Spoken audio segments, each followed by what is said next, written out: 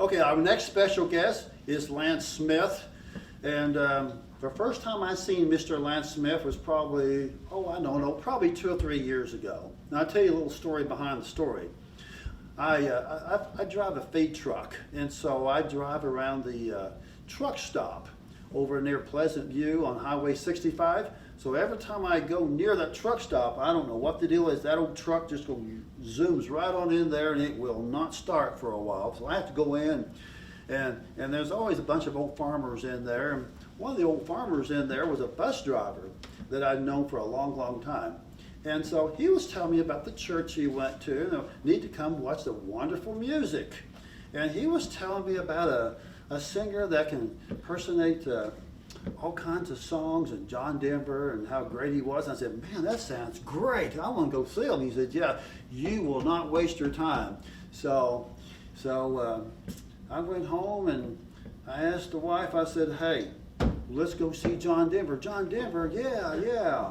And so, well, not really, but just as good. Let's go to church tonight, okay? So we went and we got to see him, and so I don't know. Fast forward 2 or 3 more years, and so we started Rogers Ranch House now, and so we have the privilege and the honor of having the Lance Smith, a.k.a. John Denver. That's what I always like to call him. So everyone give him a hand. Come on in. Glad to see you. That's no joke. I tell you what, I kind of learned about you at a truck stop. Oh my. That's no joke.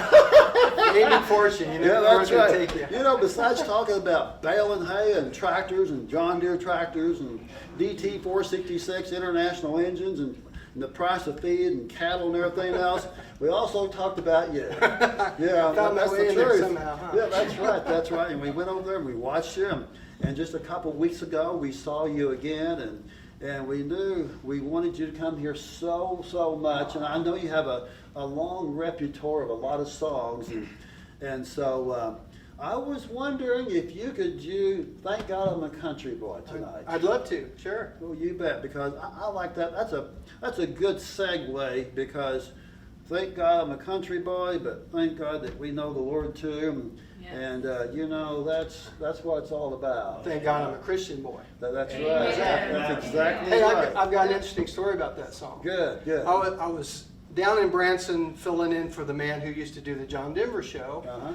And it just so happened that John Denver's original band, the original people that formed his band that made a lot of those early hits popular, were singing in the theater that I was singing in. So for a week, I got to sing with John Summers and some of these guys that got to play. Mm-hmm. Well, this particular song, Thank God I'm a Country Boy, was written by John Summers. Okay.